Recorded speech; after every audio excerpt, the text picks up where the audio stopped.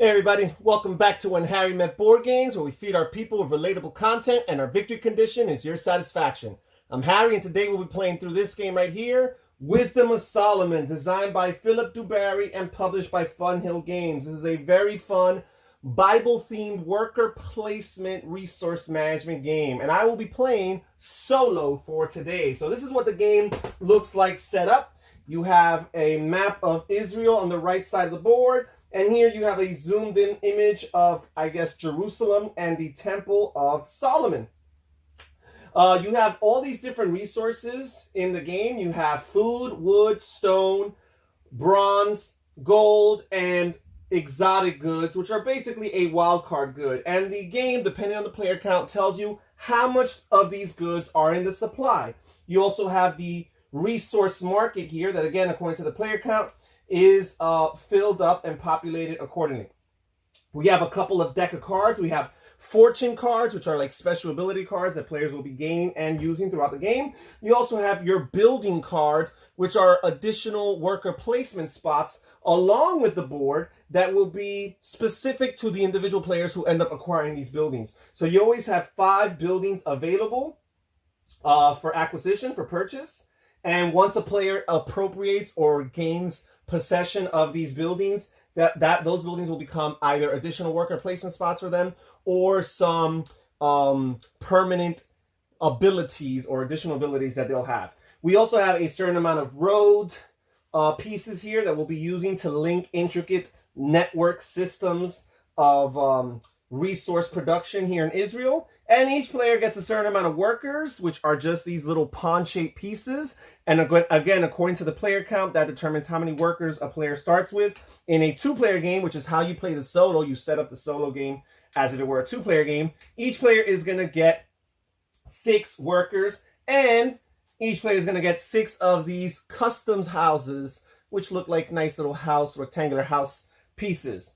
So for the solo variant, the rule book refers to the AI or dummy player as Jeroboam, and there is a fully functional way of operating and determining Jeroboam's actions. So Jeroboam is always going to start with 1 fortune card, which he will not be able to use these for their actual abilities, but they're going to be victory points for him at the end of the game, right? 2 points for each fortune card. That actually works for every player, but for Jeroboam, he'll only have it, and he'll start with 1.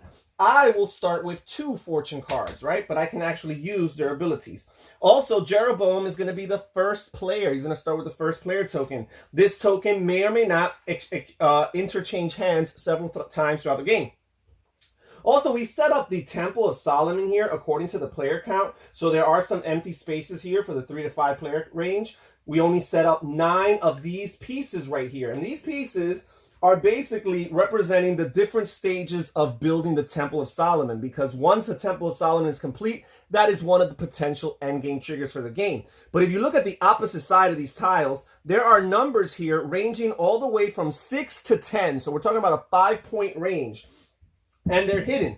Every time a player builds a certain stage or a certain part of the temple, they acquire one of these tokens and keep it in their possession and their supply face down. So there's a lot of secret scoring that takes place in this game, which I think is very cool. Most Euro-style worker placement games, for the most part, the scoring is public knowledge and people know, right? There's the occasional hidden mission or so on and so forth. But here, most of the scoring is going to be hidden. So the amount of points on the opposite side, you'll add those to your favor at the end of the game, and whoever has the most favor, or aka victory points, is the winner. By the way, we start the game with 10 favor each, and the favor is not only your victory points, but it's also your currency. It's the money that you're going to be using throughout the game to purchase different resources, and the resources are going to be very helpful, again, for the purchasing of the different buildings and also for the building of the Temple of Solomon. Now, for me in particular, I always give 1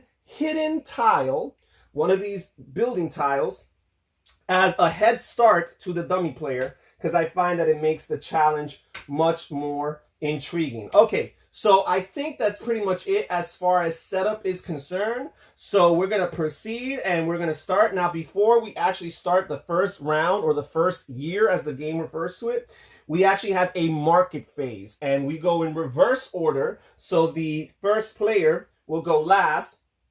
So I have 10 favor to purchase up to 3 resources. I could buy up to 3. I could buy less, but I could buy up to 3. So let me see what I'm interested in buying here. Whenever you buy something, you remove it from its spot and pay the number that's underneath it. And I'm looking at the buildings here, and I think I want this boundary here, which I would require bronze, wood, and food for that. So let me see. I'm going to start with the food, which is just 1 favor it will cost me. So I'm the red player here. I'll slide this down 1. I'm going to get the wood, which also will cost me 1. And I am going to get the bronze, which will also cost me 1. So all of that costs me 3.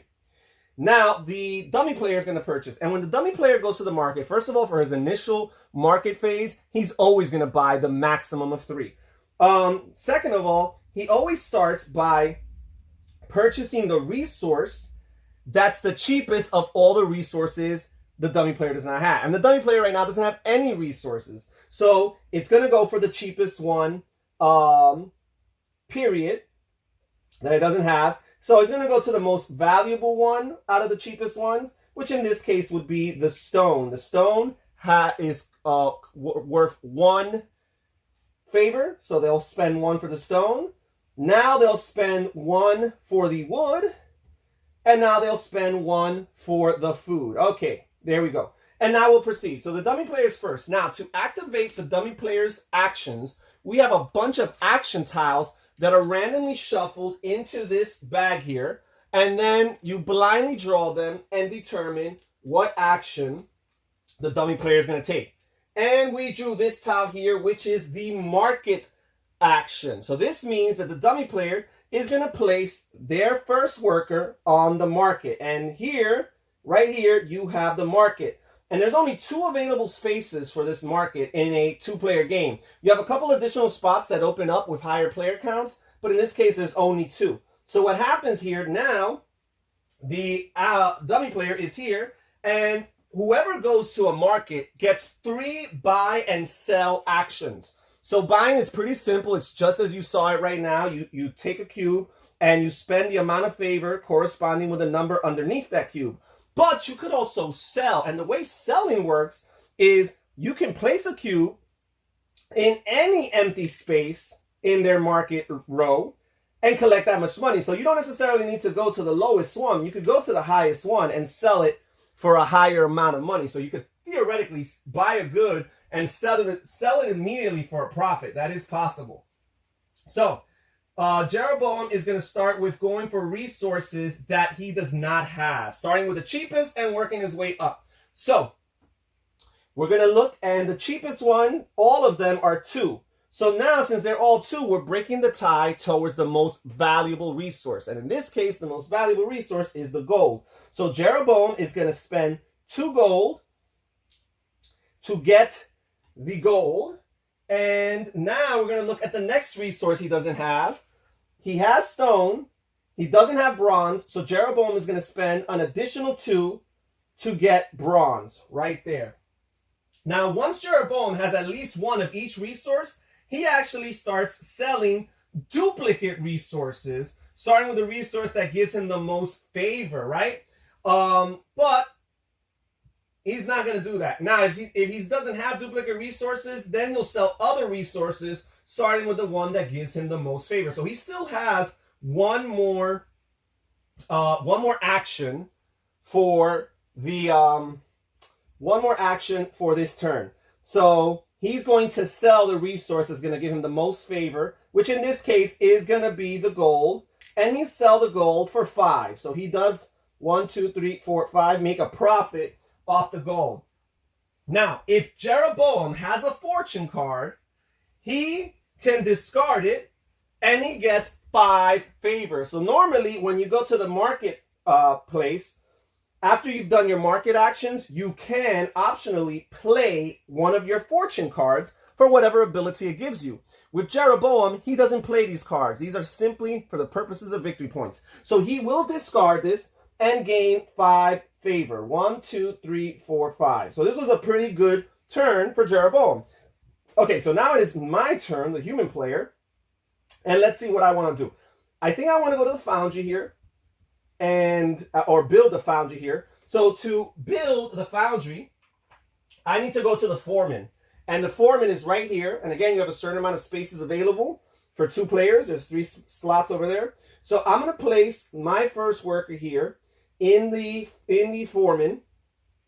And I have to pay resources that are on the images here in order to build one of these buildings. Now, the interesting thing about acquiring these buildings is not only do they give you a worker placement spot, but as soon as you purchase them, you get a certain amount of favor or victory points.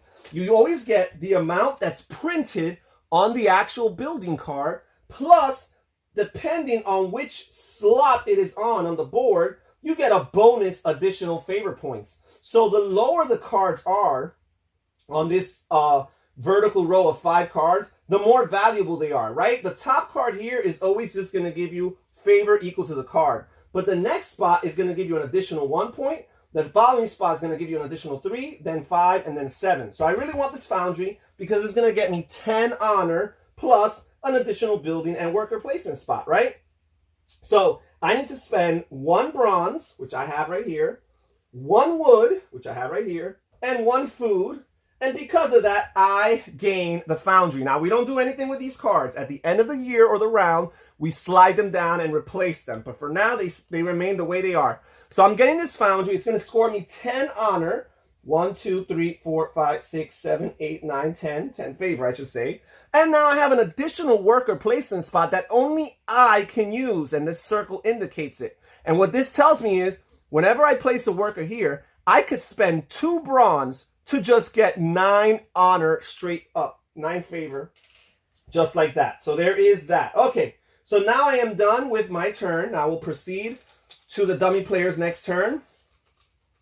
And they are going to draw one of these tiles. And they also drew the foreman. Now I forgot. Yeah, the foreman. Okay. So we got the foreman. I didn't forget anything. Now they'll go over here. They'll place their worker right here because there are still 2 available spaces. And now they are going to proceed to building. So now the foreman is going to buy the building furthest down on this road that the foreman can afford. And it doesn't look like they can afford anything. Oh, wait. Real important. Jeroboam pays 1 less resource of his choice. And he's always going to pay 1 less of the most valuable resource that he needs when doing so, right? So let's see here. He'll pay 1 less. Here, in this case, he will pay 1 less gold. He has the stone and wood.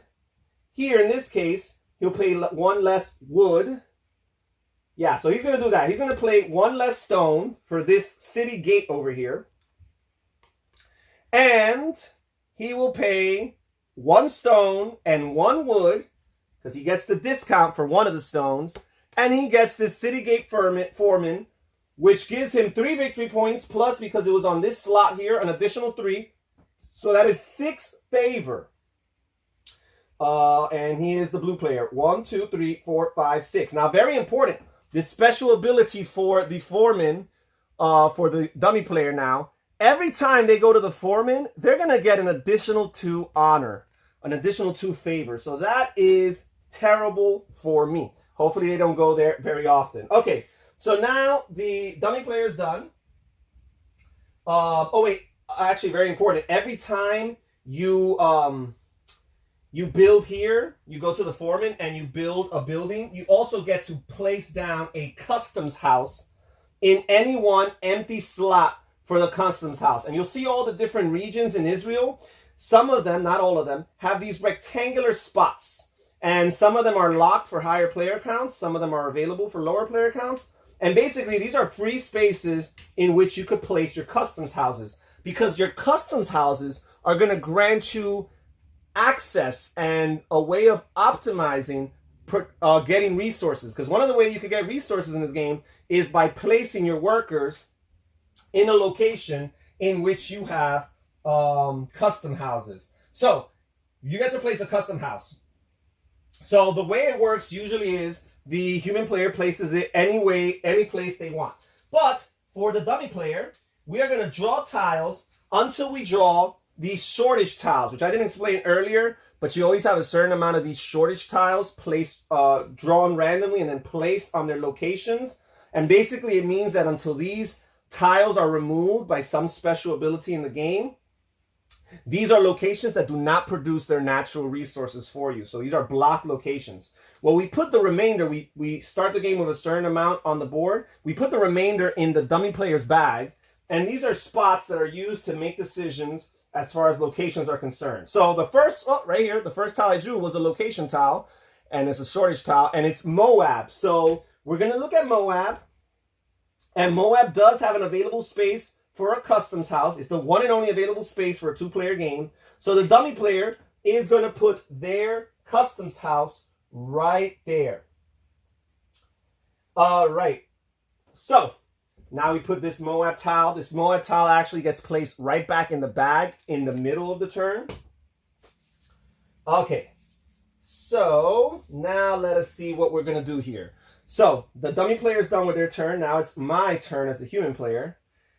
And what do I want to do? I probably want to gather some resources, but there's not much places to go. So now, in order to gather resources, you need to place one of your workers in one of the locations in Israel. However, there are some limits to what you could do. So you got to place, whenever you're placing a worker, you're always placing a worker on a spot that either has one of your customs houses in it or does not have an opponent's customs house. So most of these spots are available to me. Moab is not, because Moab neither has a customs house for me, nor can I say that it doesn't have an opponent's customs house. So that is unavailable to me. So let me see. Do I want to go anywhere to gather some resources? Is there any spot that gives me a lot of something? That's something I want to look into. I'm trying to look into the future here. Getting wood would be very helpful. There's no wood available in the market currently. That will refill at the end of the turn. So I am wondering what I want to do. Yeah, I think I'm going to start going to some locations here and maybe producing resources. So I'm going to go to Aram here. And Aram doesn't have any spots for customs houses, so that's always a space you can go to. And because Aram produces 2 food, I will gain 2 food cubes right here. And I'm done with my turn. Now the dummy player will go. We'll draw a tile randomly here. And we drew the temple tile. So now Jeroboam will get a chance to build a temple. So first of all, he's going to place one of his workers here, and as you can see, for the building of the temple, all the spots are available. Now, very important, whenever you go to the temple, you can build one section of the temple, which means drawing one of these tiles to your supply, by either paying a stone, a wood, and a food, or by paying a bronze and a gold. However, for every worker that was in this location before you, that's an additional resource of any of your choice that you have to pay in order to build that section of the temple. So if you're the first player here, you're good. You're going to just have to spend either a gold and a bronze or a stone, wood, and food. However, if you're the second player, you're going to have to pay one additional resource of your choice. If you're the third player, you're going to have to play two additional resources of your choice, and so on and so forth. So that's something to factor in. All right, so now, usually with Jeroboam, if he can acquire the temple piece in either of the way, he's always going to choose the gold and the copper option instead of the stone, wood, and food. If he could do it both ways. In this case, he cannot do it either way because he does not have enough resources. He only has a food and a bronze. Now, very important for the solo variant, Jeroboam actually disregards the rule that for every worker, he has to pay an additional resource, but he can affect the human player in that regard because if I go there going forward, I will have to pay an additional resource. So he cannot afford to build a building temple. But another benefit of going to this location is that you draw a fortune card. And again, for Jeroboam, these will only serve for the purpose of scoring victory points later on. Okay, so Jeroboam is done with his turn, and now it's mine. I still have 4 more worker placement spots, or 4 worker pieces that I could place. So let me see what I want to do. Bronze would be good. There is a location here in Edom that produces bronze. Oh, wait a second. I forgot the rule. I'm so sorry, guys. I built a customs house for him, and I forgot the rule to build a customs house for me. So while I'm at it, let me just go retroactively. I remember I went to the Levite. I could have built this in any location, and I didn't. So I'm going to place him somewhere that is very helpful to me. You know what? I'm actually going to place him here. Yeah, I'll place him here in Edom. And every time you build it, you also build one of these roads. I totally forgot that rule, which is very, very important. And the way that this works is, let me just build the dummy players there. These roads create a network. So now going forward, if you place your worker in a spot in which you have a customs house, or in which nobody has a customs house, either or, you're going to look for every region that connects through a series of roads that also fulfills that criteria. It either has to have one of your customs houses in it, or it has to have no opponent's customs houses in it. And then whenever you place a worker in those situations, you're going to get a resource for every region that produces that meets that criteria. So for example, I am going to place my worker here in Edom. Retroactively, I made the decision of getting this customs house from when I went to the foreman earlier.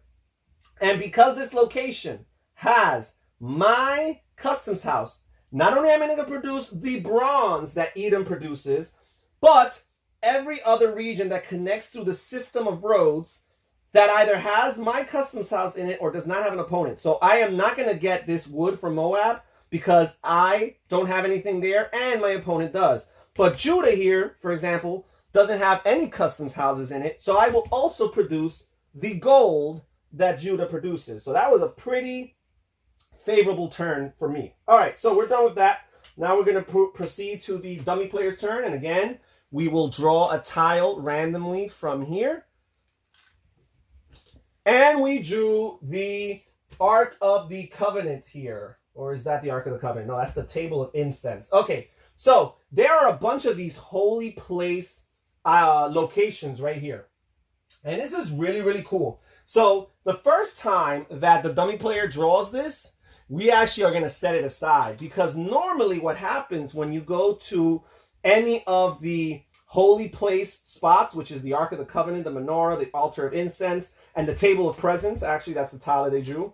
These all have some really cool abilities when you go there. But also, when you go there, you have to place all of your remaining workers here. This is one of the coolest aspects of this game.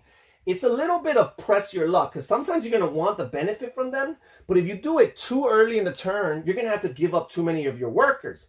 But if you push it later on, maybe your opponents beat you to it. Now, first of all, the first player to go to any of the holy place spots gets the first player turn order marker.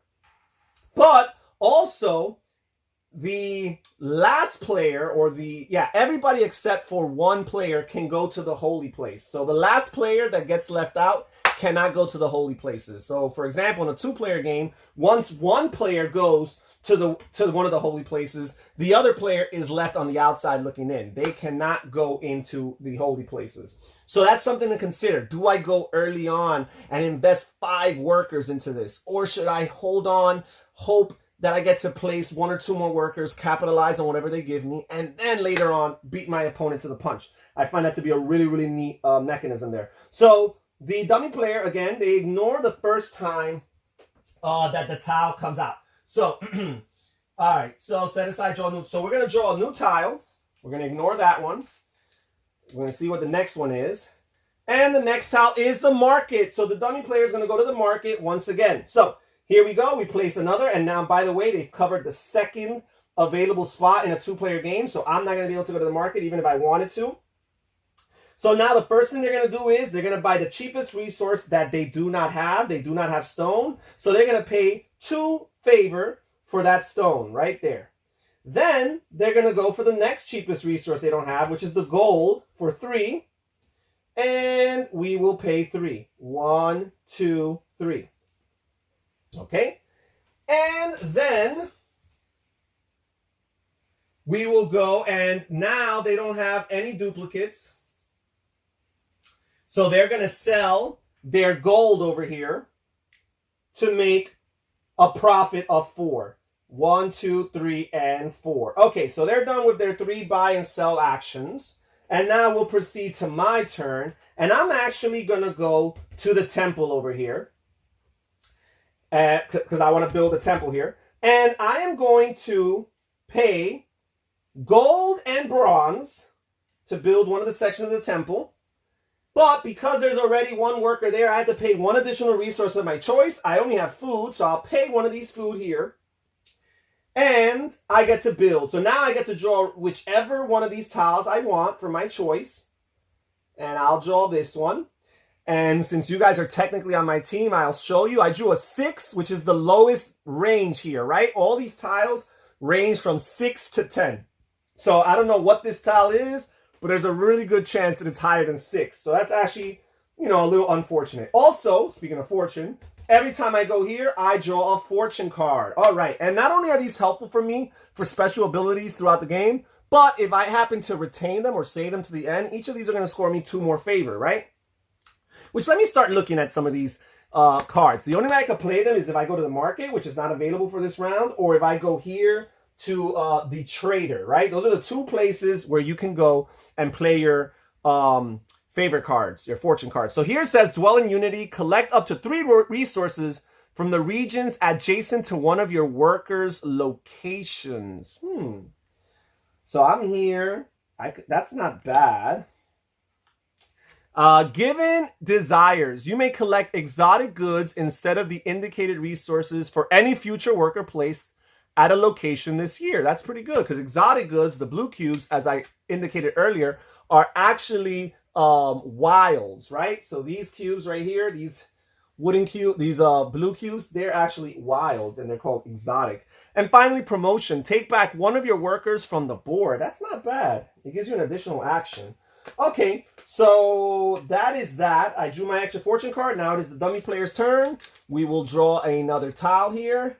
And we drew a location tile. In particular, we drew Judah. So what happens is when you draw one of these location tiles, that is where their worker will go. We will go to Judah, which is right here. And Judah is going to produce for them. So they're going to get 1 gold. And Judah does connect to Edom. However, Edom is not part of their network because they don't have a customs house in Edom, and I do. But they did get 1 gold, so that was very helpful for them. Okay, now we will proceed. And it is my turn, the human player. And I might want to go to the holy places right now. There's not much else I could do. I could trade, actually. I could trade. That's something I might want to consider. Yeah, so I'm going to go to the trader here. And the way the trader works is, first of all, you could turn in any 1 resource of your choice for any other 2 resources as long as they don't match the resource that you just turned in, right? So I'm actually going to get a bronze because I'm looking forward to building this armory later on. And I am going to get a wood. So those are the 2 resources I got. Also, because I went to the trader, I am allowed to play a fortune card. So which of these do I want? Do I want another worker? Do I want to collect up to 3 resources from regions adjacent to one of your workers? So I could get wood, stone, and gold. Even though technically the stone doesn't produce, so I guess I would ignore that. But I could get gold and wood, which is not bad. Or I could collect exotic goods instead of... Okay, so I'm going to play this Dwell in Unity card. And it's going to give me a gold, and a wood, which, by the way, that wood means I already have enough to buy this. But I'm not going to buy it this round because I want it to slide down here at the end of the round or at the end of the year so I could get an additional 2 points. Now, it is possible that the dummy player goes first with me and beats me to it, but they already have 1 bronze, but they don't have 2 wood, and I doubt that they're going to get to 2 wood before I do, so I'm fine. All right, so we're done with that, and now we will proceed to the last turn for the dummy player on this round. We'll draw the tile here, and they drew this tile, Zoba. So their last worker is going to go to Zoba over here. And this does not connect with any roads, so they're only going to get the stone that this produces. Okay, and we are done with the dummy player's turn. Now we'll proceed to my turn, and I'm just going to capitalize and go to one of these holy places, guys, because not only is that going to get me the starting player marker, but it's going to get me one of these special abilities. So I can either go to the Ark of the Covenant and draw 3 fortune cards. That's pretty good. I could go to the menorah and make any opponent discard half of their, any opponent that has 7 or more cubes, discard half of their resources. That's not applicable right now. I could go to the altar of incense and I would get one of these exotic cubes plus 8 favor, or I could go to the table of presence and get 1 resource of each of the basic types of resources. So these are all really, really good options. I think I'm going to go to the altar of incense. So first of all, I'm going to get the first player marker. Then I'm also going to get one of these exotic cubes, and I'm also going to score 8 favor. 1, 2, 3, 4, 5, 6, 7. Put me back over here on the top of the board. The scoring track continues, and that is 8. Okay, cool. And we are done with the first round. So now, some of the upkeep that takes place between round to round or year to year is you put all of the tiles that you drew for the dummy player's actions, you put all of them back into the bag. So they're all available going forward. Also, you slide down all these resources and you fill up all of the empty ones with the first 2 spots. So we fill up the first 2 spots of food, the first 2 spots of wood, the first 2 spots of stone, and the first 2 spots of bronze. Okay, and now we will proceed. And I am the starting player. Let's get back all of our workers here. Get back all of our workers. Alrighty, and let's see what I want to do. I might want to beat them to the punch here just in case they make that more expensive for me. But actually, I want to build this here. Oh, wait, I forgot. We slide these buildings down. I apologize for that. We slide these buildings down. Okay, and let's see what we do here. You know what? I'm actually going to go over here while the bronze is cheap. I'm going to need some bronze. And I'm going to pay 1 for the first bronze and 2 for the second bronze. So that's 3 I'm going to pay. So that's 1, 2, 3. And I still have 1 more transaction I can make. 1 more transaction. And I think what I'm going to do, I might sell this gold for 4. Or for 5, I should say. I might, because I have this exotic cube right here.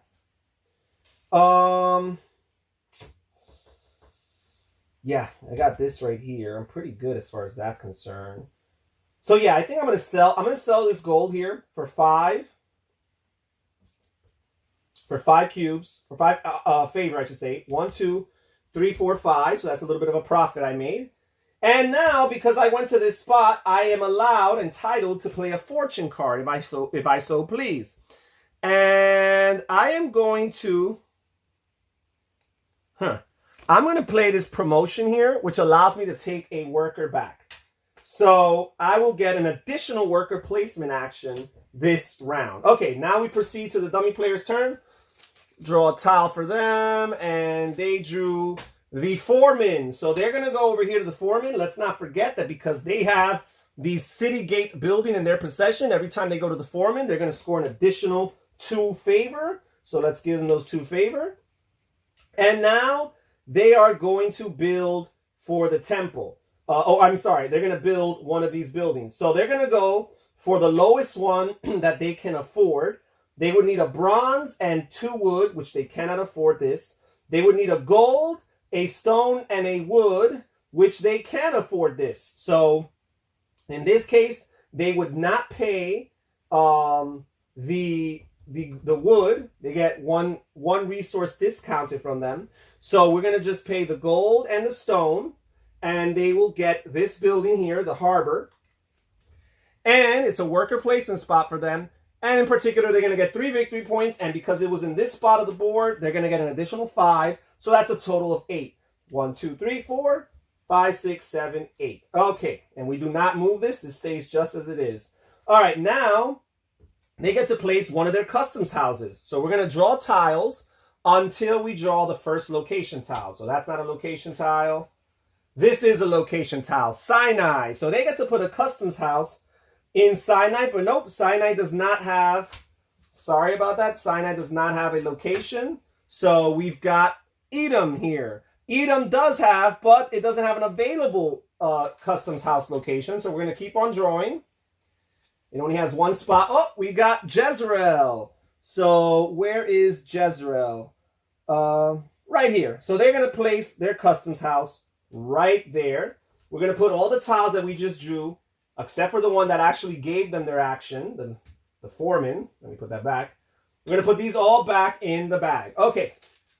And now we'll proceed to me, the human player's turn.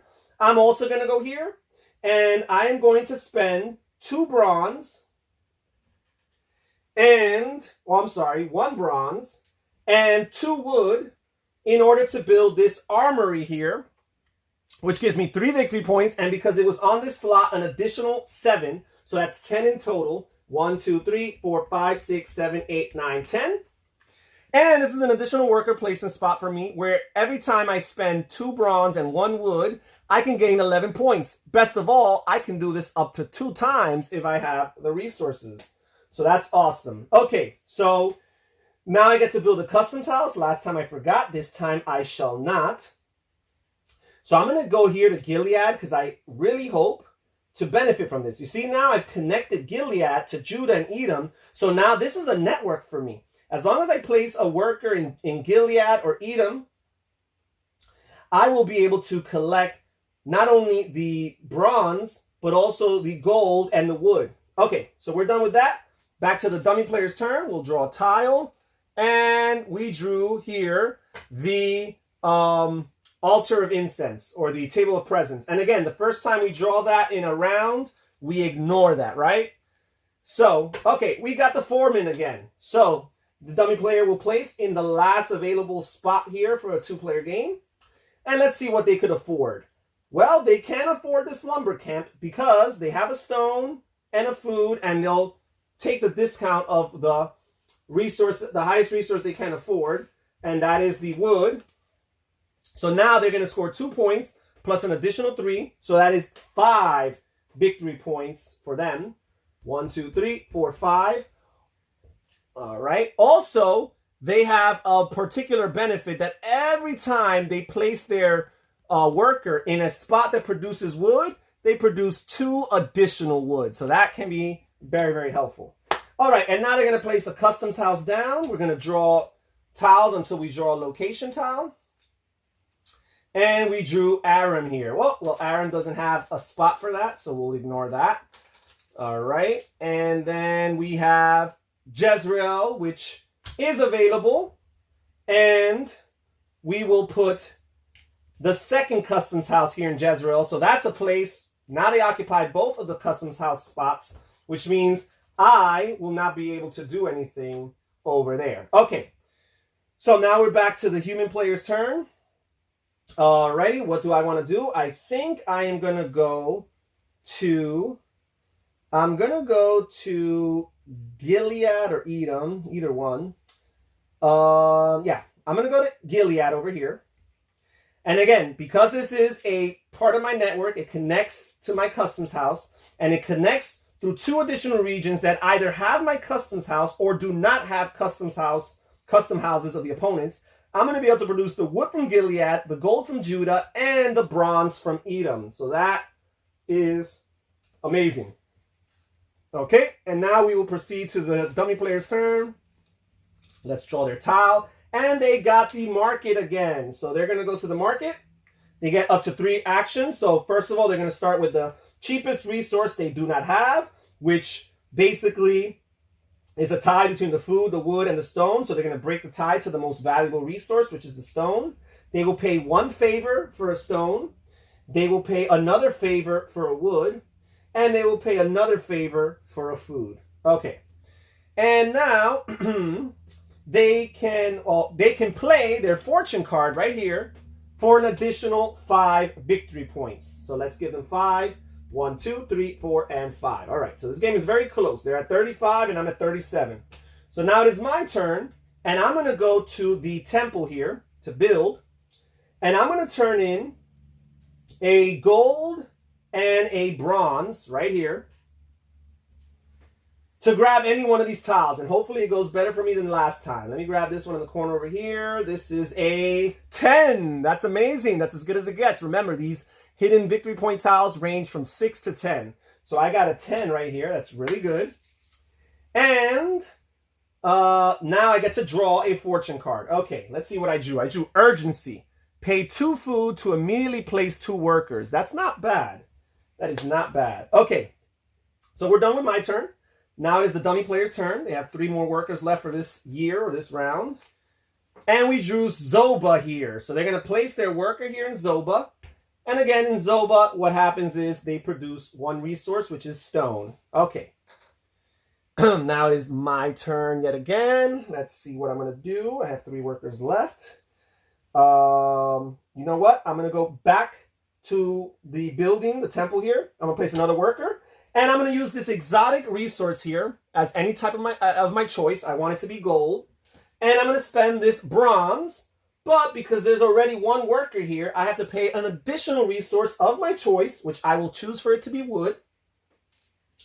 And now I will get to build another section of the Temple of Solomon. And remember, once these tiles run out, which there's only 1, 2, 3, 4, 5, 6, 7, that is one of the end game triggers. Another end game trigger, the only other end game trigger, is a player running out of their customs houses, which can theoretically happen soon because the dummy player only has 3 of their 6 customs houses left. So I'm going to pick any one of these tiles. I'll pick this one here. And it's an 8. Middle of the pack, right? It could have been a 9 or a 10. It could have been a 6 or a 7. Instead, it was an 8. Okay, and we're done with my turn. Now we'll proceed to the dummy player's next turn here.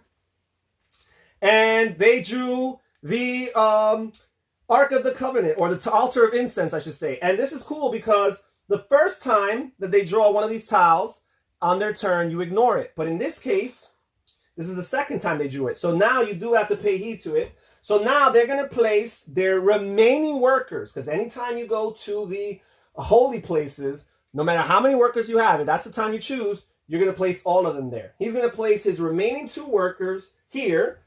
First of all, he gets the starting player marker back in his possession, and he gains 1 exotic good and 8 favor. 1, 2, 3, 4, 5, 6, 7, 8. So he's doing pretty darn good. All right, and now it is my turn, and at least for me, I still have 2 more actions, 2 more workers to place.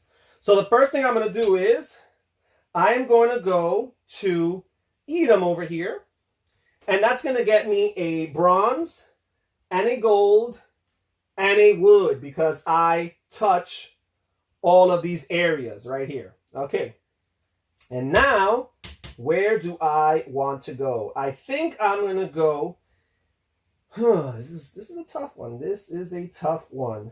I think I'm going to go over here to the, this is where I'm going to go because I want to get some resources.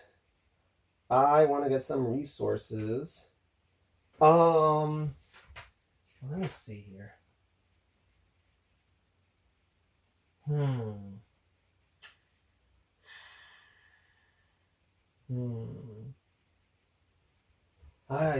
Where can I go? I can go to Judah and get the gold there. But I wouldn't be able to get the other resources because to benefit from a network, you need to, your worker placement spot has to be on a spot that has one of your customs houses. So I'm not going to go to Judah just for 1 gold. I think I'm going to go here to the market. And I might do some selling. That's what I'm going to do. Okay, so first of all, I think I'm going to spend 3 wood here. Or I'm going to sell the wood for 3. So that's 1, 2, 3. And now I'm going to buy some gold. I'm going to buy 2 gold here. for 5. Ugh, do I really want to do that? No, you know what? I'm gonna buy 1. I'm gonna buy 1 for 2. 1, 2. And that's it. I'm done with this turn. We're gonna put the pieces away. We're gonna regain our workers. We're gonna slide these buildings down. We're gonna replace all the tiles and put them back in the bag for Jeroboam, the dummy player. And we're going to replenish the markets. And this is pretty much the way the game plays, folks. You keep on playing again until one of the 2 endgame triggers is fulfilled. Either the one player running out of their customs houses or all the players running through these Temple of Solomon tiles. Afterwards, we're going to count the points. We're going to add all the hidden scores, which are mostly comprised of these temple tiles, but also the adding up of all your leftover fortune cards. Also, the dummy player has one additional way of scoring. He's going to score points, I think a point for every 2 resources that they still have available in their supply at the end of the game. And that's pretty much it, folks. This is Wisdom of Solomon, really cool worker placement game with a Bible theme. Thank you so much for joining us here at When Harry Met Board Games. This is Harry saying take care, everybody. Stay safe, stay healthy, and have fun gaming. Bye-bye.